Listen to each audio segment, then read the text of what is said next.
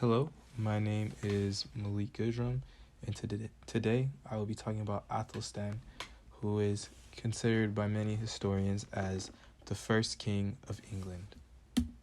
So, some background information before we dive into who he was, the impact of his rule, and the many fights and internal affairs that made him such an historical figure. We're going to dive into some of the things that led up to him. So, by the ninth century, the many kingdoms of the Anglo-Saxon period became condensed into four.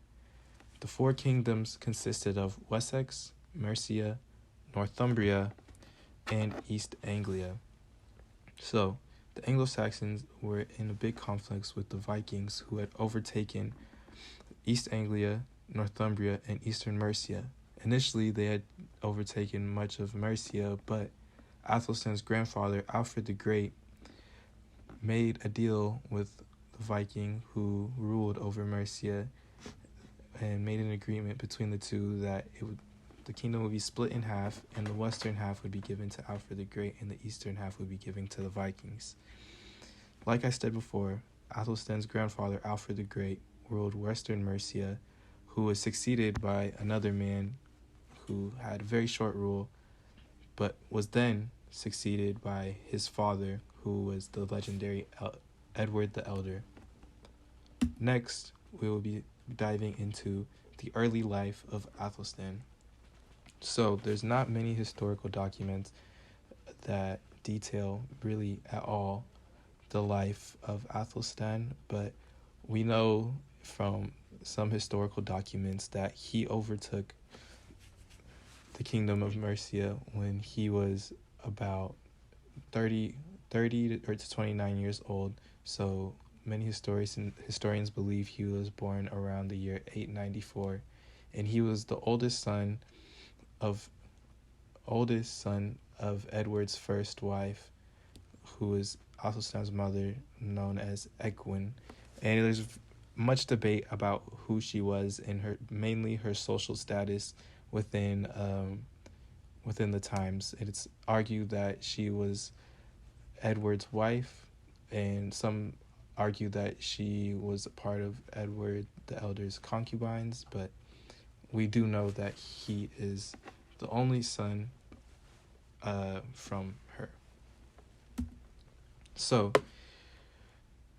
Edward the Elder, later in his life, married who would be Athelstan's stepmother, and this created great tension between who would become the successor and the heir to the throne.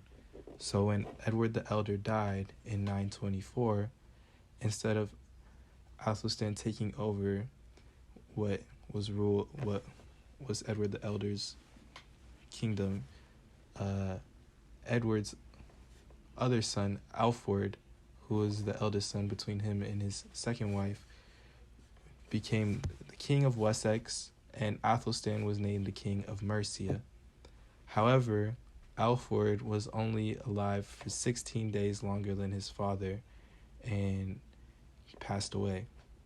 After this, Athelstan took reign of Wessex, but was met with wide opposition and was not recognized as king for many months after, until he was coronated in May of 924.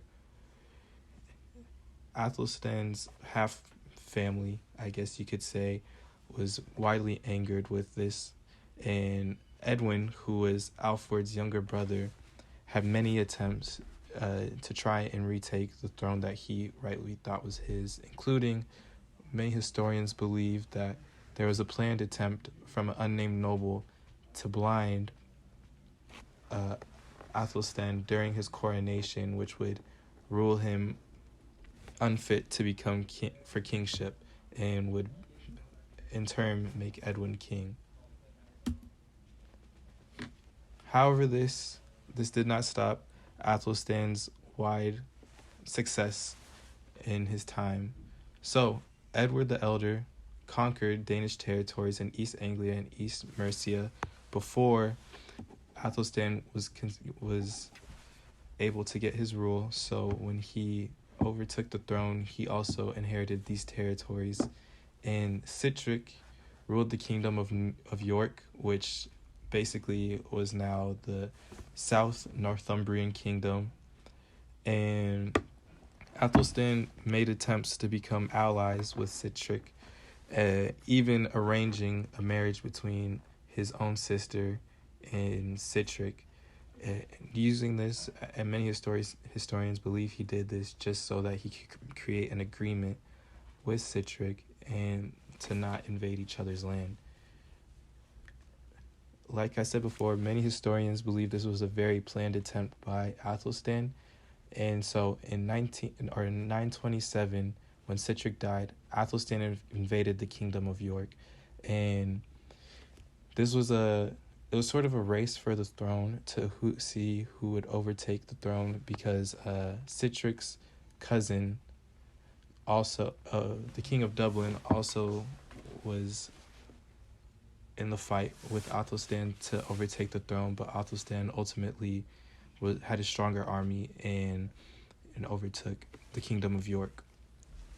And shortly after this led to the succession from South Northumbrian to North Northumbrian, and really just led to him overtaking the entire Northumbrian, which gave him control of all four kingdoms. And it was said that Athelstan was the first English king to rule over northern Britain, and made many efforts to support Welsh kings. And despite these many efforts, he won the support of some of them, but he was always resented by northern British kingdoms, and mainly their people, because there was this wide stigmatization that there no way would they ever submit to a southern person, I guess, a southerner. And so this always, later in his rule, we'll see that this will always be a great divide, although Athelstan never necessarily had any problems with any northern English kingdoms or people, and always made efforts to try and become allies. It wasn't likewise between the two, I guess you could say. So the invasion, some of the most notable battles during Athelstan's reign include the invasion of Scotland in 934.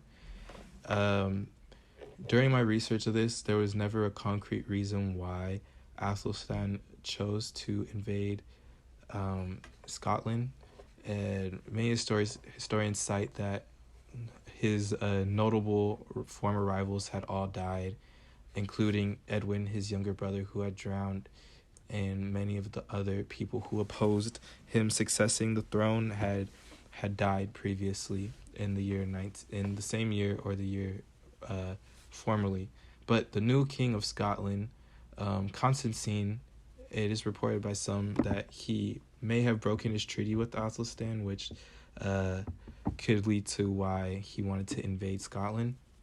So Athelstan and 4 Welsh kings, whose names I will not be trying to pronounce, but were at the time in favor of Athelstan, all carried out the campaign, and leading to, and this was the first time you could see Athelstan's army in full force, and it showed how strong they were, since his army ravaged farther than any other English army in the past 300 years, since 685 actually.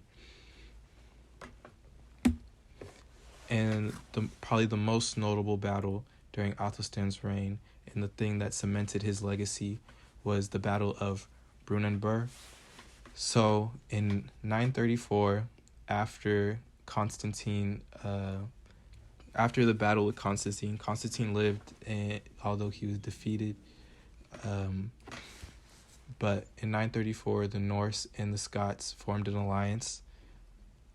Olaf Guthferthson, Norse king of Dublin, who was the son of who Athelstan defeated during his taking of Northumbria, created an alliance with Constantine, and knowing that they had no chance of taking on Athelstan directly, they decided to form an alliance together and invade Wessex. to try and gain Viking territory back there. So together they ravaged the English army that had been stationed there, while Athelstan worked to gather an army. Athelstan was not expecting this at all, since most campaigns were carried out in autumn, and this was carried out in winter time, I believe. So he was caught completely off guard during this time. And when Athelstan looked out to the Welsh kings for an alliance, they all declined and said that they would not be picking a side. So Athelstan gathered an army of West Saxon and Mercian soldiers. Despite the fact that Welsh kings were not willing to help Athelstan, he still had an overwhelming victory for the English. And in many historical documents, he's written in the light of he won because he's the king that has been chosen by God.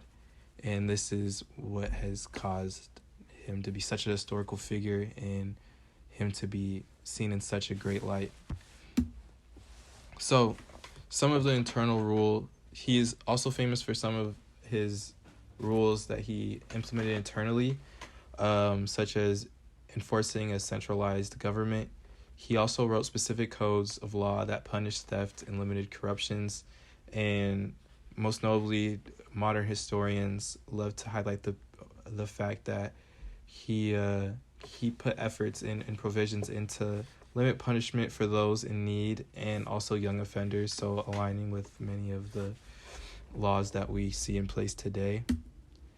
And so Athelstan continued his reign up until his death in 939. His father and his grandfather had been buried in Winchester,